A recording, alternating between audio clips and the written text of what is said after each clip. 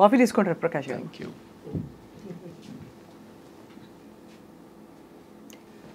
Okay, thank you. So coffee tea తాగుతుంటారా రోజంతా? తాగచ్చా డాక్టర్ గారు? కాఫీ యాక్చువల్లీ మా వైఫ్ అలవాటు చేశారండి.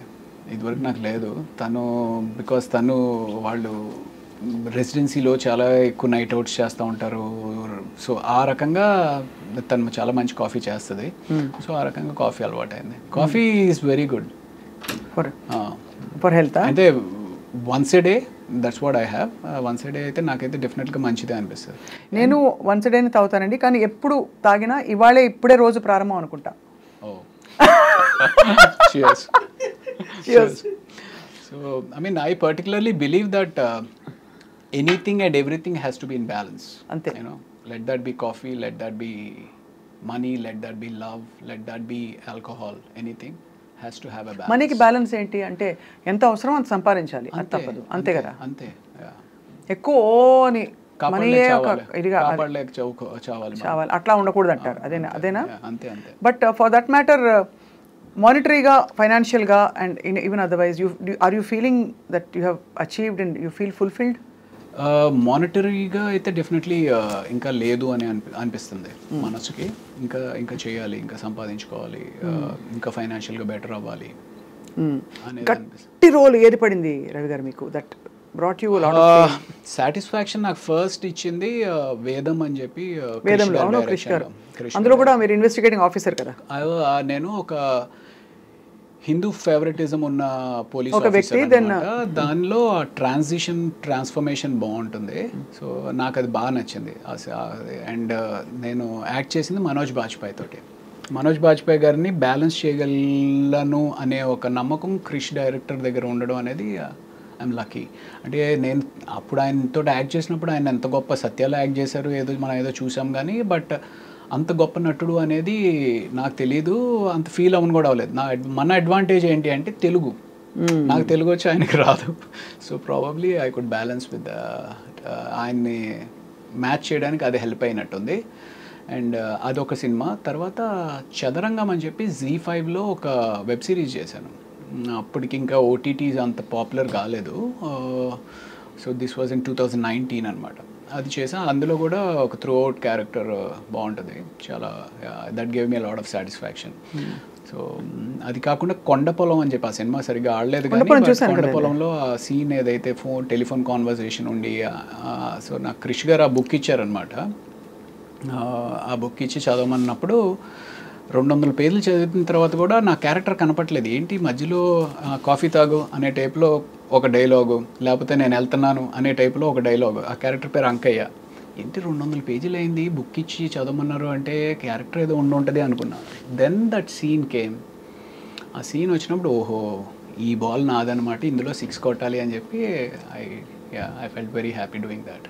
అలాంటివి ఒక 4 గట్టిగా పడ్డాయంటే మీకు ఒక నెక్స్ట్ రేంజ్కి వెళ్ళిపోతారు. రేంజ్ అవసరం లేదండి, సాటిస్ఫాక్షన్. అమ్మా ఇన్ని సంవత్సరాలు సాక్రిఫైస్ చేసినందుకు మనం యూనో మంచి పని చేసాము, మంచి సినిమాలు చేసాము అనే సాటిస్ఫాక్షన్ ఉంటుంది. రేంజ్ అంతే. సో మీరు పెద్దవాళ్ళు పెట్టిన పేరు రవి. కరెక్ట్. తర్వాత తప్పుగా అచ్చు తప్పులో రవికాంత్ అయ్యారు. అచ్చు తప్పు కాదు, నేను ఇందాక మీకు చెప్పాను, నాకు ఒక ఫ్రెండ్ అసిస్టెంట్ డైరెక్టర్ పరిచయం అయ్యాడు. తనతోటే నేను ఉస్మానియా హాస్టల్లో ఉండేవాడిని అని కదా. తను సో ఇలాగ సినిమా అవుతుందనేది అదంతా అసలు మనకి స్పృహలో లేదనమాట. వెళ్ళడము ఏదో అంతా అయోమయంగా ఉండింది. నెక్స్ట్ డే చూస్తే పేపర్లో రాళ్లపల్లి రవికాంత్ అని చెప్పి ఒక ఫోటో పడింది. అరే రవికాంత్ ఏంటి అని చెప్పి నేను అనుకున్నాను. సరే వెళ్ళి ఏంటి సార్ రవికాంత్ అని పెట్టేశారు ఏంటండి అని అడిగితే, అవును నీ పేరు రవికాంత్ అంట కదా, శ్రీను చెప్పాడు అంటే, శ్రీను వెళ్ళి అడిగా, రజనీకాంత్, శ్రీకాంత్, విజయకాంత్ లాగా రవికాంత్ నువ్వు కూడా పెద్ద హీరో అయిపోతావు, రవికాంత్ బాగుంది అని చెప్పి తను పెట్టేశాడు అనమాట. సో ఆ రకంగా రవికాంత్ అన్న. నాకేమో ఆ కాంత్ అనే సౌండ్ ఏంటో నాకు చాలా సెట్ అవ్వట్లేదు. సెట్ అవ్వకపోయేటప్పటికి అండ్ అప్పటికే టర్బులెన్స్, సినిమా ఫ్లాప్ అయింది, అటు మెడిసిన్కి వెళ్ళాలో తెలీదు, ఇండస్ట్రీలో కంటిన్యూటీ అవ్వాలో తెలీదు, ఏం చేయాలో తెలీదు, ఇంట్లో ఏమంటారో తెలీదు. ఆ టర్బులెన్స్లో ప్రతి ఒక్కడు ఆ గుడికి వెళ్ళి మొక్కుకో, ఇతన్ని వెళ్ళి కలువు, అతనికి వెళ్ళి జాతకం చూపించు, ఇలా న్యూమరాలజీలో ఒకసారి వెళ్ళి కన్సల్ట్ చేయి, పేరు మారిస్తే ఏమైనా వచ్చి మారుతుందేమో ఇది అని చెప్పి వెళ్ళి కన్సల్ట్ చేశాను. న్యూమరాలజీని కన్సల్ట్ చేస్తే ఆయన ఇంకోటి ఏదో చెప్పాడు. అలా ఒక 2-3 పేర్లు పెట్టుకుని అలా ప్రయత్నాలు కొనసాగించి, ఒకటి నిశాంత్ అని చెప్పి, ఒకటి ధీరజ్ అని చెప్పి ఏదేదో చెప్తా ఉన్నారు. అలాగ కొంత ట్రావెల్ జరిగింది. ఫైనల్గా నాకు ఇవన్నీ కాదండి, రవి ఉంది కదా, కాంతి తీసేసి ప్రకాష్ ఏదో బాగుంటుంది, రవి ప్రకాష్ అని చెప్పి నేనే పెట్టేసుకుని నేనే కంటిన్యూ అయిపోయాను. అది ఘర్షణతోటి రవి ప్రకాష్ కింద అయ్యారు. ఆ తర్వాత మీరు అలాగే రికగ్నిషన్ వచ్చేసింది మీకు. రైట్. కరెక్ట్.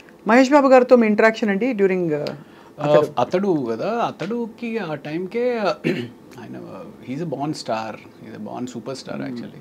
సో ఆ డిస్టెన్స్ అయితే ఉండేది, ఓ ఆయన మహేష్ బాబు సూపర్ స్టార్ అనేది ఇది ఉండేది. బట్ కలిసి మాట్లాడుతూ ఉండేవారు, అడిగేవారు ఓకే ఇది అది. అతడు అప్పుడు నాకు పెద్ద ఇంటరాక్షన్ లేకుండే. దాని తర్వాత చాలా సినిమాలు ఆయనతోటే చేశాను కదా, ఆ రకంగా ర్యాపో పెరిగిందనమాట. ఇప్పుడు who are your friends Ravi garu? Heroes wise I'm not very close to, I'm close to all but not very close to buddies. అరే నాకు ఈ బాధగా ఉంది, లేకపోతే ఇంకోటి ఏదో షేర్ చేసుకునే అంత హీరోస్ ఎవరు లేరు. డైరెక్టర్స్లో నుంచి అయితే Krish is a very good friend of mine. And then ఇంకా పెద్ద డైరెక్టర్స్ అందరితో కూడా, డైరెక్టర్స్ తోటి బాగానే క్లోజ్గా ఉంటాను. మీరు ఎప్పుడైనా డైరెక్ట్ ప్రొడ్యూస్ చేసే ఆలోచన ఉందా? నేను ఒకటి యాక్చువల్లీ షార్ట్ ఫిల్మ్ ఒకటి చేశానండి, 2:0 అని చెప్పి యూట్యూబ్లో ఉంటుంది. If you'll I'm sure you would like it, you will like it, do watch it. 2:0 అని కొడుకే కాదు కూతురు కూడా తన తండ్రి ఆశయాన్ని కళని నెరవేర్చగలదు అనే ఒక చిన్న థీమ్ తోటి స్టార్టింగ్ నుంచి ఎండ్ వరకు ఫుల్ ఎంటర్టైనింగ్గా ఉంటుంది అనమాట. There is no way it's preachy. ఎక్కడ ఒక మనం ఏదో నేర్పిద్దాం జనానికి చెబుదాం అనే కాకుండా ఫుల్ ఎంటర్టైనింగ్గా చేయాలి అనేది ఒక ఉద్దేశంతో చేశాను. Do watch it if you can. So ఇంకా అది కాకుండా కూడా లాస్ట్ 2 years నుంచి మీరు ఇందాక అడిగారు కదా ఇంకేంటి if you're not shooting what do you do అని. సో లాస్ట్ 2 years నుంచి చాలా టైమ్ స్క్రీన్ ప్లే మీద, I mean what is story అనే దాని మీద టైం ఇన్వెస్ట్ చేసి I'm been reading, doing a lot of homework on that. Oh wow. So అయితే would you say, I mean looking at you it feels like అనిపిస్తుంది అనమాట, మన ఇష్టం వచ్చినట్టు మనం జీవితాన్ని బ్రతకగలగాలి, ప్రెషర్ లేకుండా, ఇదే చెయ్యి అది చెయ్యొద్దని. That's freedom. You feel that's important?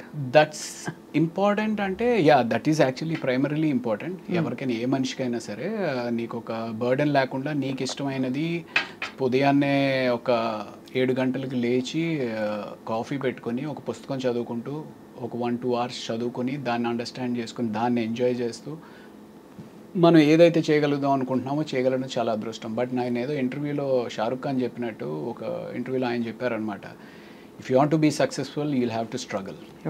And you have to be selfish అని కూడా చెప్పాడు ఆయన. You have to be selfish అని కూడా చెప్పారు. సో యూనో ఆయనకి అలాగా నిజంగానే సక్సెస్ఫుల్ అవ్వాలి అనుకుంటే you will not have this. Struggle అంటే ఏమిటి, ఏం చేయాలి చెప్పండి? ఇప్పుడు పొద్దున్నే మీరు వేస్తారు, మీకు ఇంకా సక్సెస్ఫుల్ ఏం చేస్తారు చెప్పండి? ఏముందంటే ఇప్పుడు ఓకే నెక్స్ట్ ఏదో ప్రాజెక్ట్ చేయాలి, ఆ ప్రాజెక్ట్ని లైనప్ చేయాలి, ఆ ప్రాజెక్ట్ని లైనప్ చేయాలంటే ఎవరెవరు మనకు కావాలి, టీంని తయారు చేసుకోవాలి, ఆ టీంలో మనకి ఎంతమంది ఉపయోగపడతారు, ఆ టీంలో ఎవరు నీకు అగెన్స్ట్గా పనిచేస్తున్నారు, వాళ్ళని ఎలా హ్యాండిల్ చేయాలి, ఆ ప్రాజెక్ట్ కోసం డబ్బు ఎక్కడి నుంచి తీసుకొస్తావు, తీసుకొచ్చిన తర్వాత ప్రాజెక్ట్ ఎలా కంప్లీట్ చేస్తావు, ఇవన్నీ వర్కౌట్ చేసుకుని నిజంగానే స్ట్రగుల్ అవ్వచ్చు. కాకపోతే మనకి ఎక్కడో అంటే ఇప్పుడు సో నాకు చాలామంది అడుగుతారు యూజువల్లీ, ఏరా నువ్వు చూడడానికి బాగానే ఉంటావు, యాక్టింగ్ కూడా పర్వాలేదు బాగానే చేస్తావు కదా, ఏదైనా నీకు నువ్వేసి డబ్బులు పెట్టుకుని లేకపోతే ఎవరినైనా ఇన్వెస్టర్స్ని పట్టుకుని సినిమా ఏదైనా ప్లాన్ చేసుకోవచ్చు కదా అని. You need to have that ఆ ధైర్యం. ఏమో మొన్నే నమ్మి ఎవరో ఒకళ్ళు డబ్బు పెట్టారంటే రేపు అదేమన్నా వర్కౌట్ అవ్వకపోతే సినిమా ఈజ్ సో వాలటైల్. అవును. సో ఆ ధైర్యం ఉండాలి, ఆ నమ్మకం ఉండాలి. అదే సో అంటే అది ఏంటి అంటే ఒక ఇనిషియల్గా నీకు కొంత బేస్ ఫామ్ అయినప్పుడు సరే బెట్ చేద్దాము, ఆ గ్యాంబుల్ చేద్దాము అని తీయచ్చు. ఆ బేస్ ఫామ్ అవడానికి probably took a lot of time. ఇప్పుడు ఐఎమ్ నౌ ఓకే కథ అంటే ఏంటి, ఏ కథ వర్కౌట్ అవుతుంది, ఏ కథ ఎంతలో తీస్తే ఎంతవరకు బయటపడవచ్చు, ఇవన్నీ ఇప్పుడు అర్థమవుతాయి. ఒక అంచనాకు వచ్చారు ఇప్పుడు. You're able to steer your relations ఉన్నాయి ఇప్పుడు. సో ఇప్పుడు మరి నెక్స్ట్ ప్రాజెక్ట్స్ ఏంటి రవిప్రకాష్ గారు మీవి? యాజ్ ఆఫ్ నౌ ఇప్పుడు కోబలి అని చెప్పి ఒక వెబ్ సిరీస్ చేశానండి. అది డిజ్నీ హాట్స్టార్లో నెక్స్ట్ వీక్ స్ట్రీమింగ్ స్టార్ట్ అవుతుంది. సో అది డెఫినెట్గా బాగానే ఒక యాక్షన్ రివెంజ్ డ్రామా అనమాట. ఎక్కడ మీ గెటప్ మారలేదు కదా? గెటప్ అంటే అందులో కొంచెం రఫ్గా ఏదో చేశాను అంటే actually you know how that cosmos మనం అంటూ ఉంటారు చూసారు, పైనుంచి ఏదో శక్తి నడిపిస్తూ ఉంటుంది మిమ్మల్ని. నేను 2004 ఘర్షణ చేస్తున్న టైంలో అప్పటికే కొన్ని సినిమాలు చేసి ఉన్నాను. చేసుండి విపరీతంగా జిమ్నాస్టిక్స్ చేసేవాడిని. అంటే నాకు అంత మనం చిన్నప్పటి నుంచి ట్రైన్ అయింది కాదు. ట్రైన్ అవ్వనప్పటికీ నా టైం ఎక్కువ, నా ఎఫర్ట్ ఎక్కువ జిమ్నాస్టిక్స్ నేర్చుకోవడం మీద పెట్టానన్నమాట. అది ఎంత ఇదిగా ఉండేది అంటే, నేను ఇక్కడ మధురానగర్లో ఉండి మా జిమ్నాస్టిక్స్ అంతా మాసప్ ట్యాంక్లో. ఇక్కడి నుంచి అక్కడికి వెళ్ళాలి అంటే కార్ వేసుకొని రోజు వెళ్తుంటే పెట్రోల్ బోల్డంత ఖర్చు అయిపోతుంది. ఇలా ఖర్చు అయిపోతున్నప్పుడు ఇంత డబ్బులు మరి పెట్రోల్కి అయిపోతే ఎలాగా అని చెప్పి బస్ మీద వెళ్ళేవాడిని. బస్ ఎక్కితేనేమో జనం గుర్తుపడుతూ ఉండేవారు. జనం గుర్తుపట్టి, అదేంటి సార్ మీరు ఆ సినిమాలో ఉన్నారు కదా, భయ్యా నువ్వు ఆ సినిమాలో ఉన్నావు కదా అని చెప్పి గుర్తుపడుతూ ఉండేవారు. ఏం చేస్తాం, నేర్చుకోవాలి. అలాగా చాలా ఆల్మోస్ట్ ఒక 5 years దాని మీద టైం ఇన్వెస్ట్ చేశాను. అంటే అప్పుడు ఆ ఘర్షణలో ఇఫ్ యూ హ్యావ్ వాచ్ కాకా కాకా అని చెప్పి ఏదైతే దాని తమిళ్ వర్షన్ మెయిన్ ఇది ఉందో, ఆ సినిమాలో సూర్య గారు బ్యాక్ ఫ్లిప్ చేస్తారనమాట. సో మనం కూడా అవకాశం వస్తే మనం కూడా చేయాలని విపరీతంగా నేర్చుకునేవారు. సో అంత చేసిన తర్వాత నాకు కొన్ని సంవత్సరాల తర్వాత అనిపించేది విపరీతం ఇంజురీస్ అయ్యేవి. ఇంజురీస్ అయిపోయి కాలు ఇంత లావుని వాచిపోతూ ఉండేది. మీకా? బా. సో అంటే ఆ జిమ్నాస్టిక్స్ చేస్తున్నప్పుడు ఏంటంటే బాడీ దానికి ఎకస్టమ్ అవడానికి వామిటింగ్స్ అవుతూ ఉంటాయి. ఎందుకంటే తిరుగుతూ ఉంటాం కదా, వామిటింగ్స్ అవుతూ ఉండేవి. ఓ అంత తిరుగుతారా మీరు? అప్పట్లో అయ్యేవాళ్ళు, ఇప్పుడంటే ఇంకా ఇట్స్ టఫ్. సో ఒక తర్వాత అనిపించింది, అరే ఇదే టైం కానీ నువ్వు ఓ కామెడీ చేయడం నేర్చుకున్నట్టయితే anything has to be learned. So ఆ కామెడీ చేయడమో లేకపోతే ఇంకోటి అయితే శుభ్రంగా ఇంకా దీనికంటే బిజీ అయ్యేవాడు కదరా అనిపిస్తుంది. బట్ నేను ఈ వెబ్ సిరీస్ ఏదైతే కోబలి అని చేశానో నాకు అసలు తెలీదు. వాళ్ళు ఏదో అనుకోకుండా వాళ్ళు వచ్చారు, అప్రోచ్ అయ్యారు, ఇది చేస్తే అందులో అన్ని ఫైట్లే. అప్పుడు నేర్చుకుంది ఇప్పుడు ఉపయోగపడిందండి. అది కాబట్టి everything as a divine design. Probably. దేవుడు మొక్కుతారా మీరు? నేను ఇప్పుడు అంత ఎక్కువగా మొక్కట్లేదండి అంత, బట్ ఇదివరకు ఒకప్పుడు విపరీతంగా మొక్కింది. ఇప్పుడు ఏంటి అంటే you just are connected to the universe. అంటే నమ్మకం అయితే ఉంది డెఫినెట్లీ.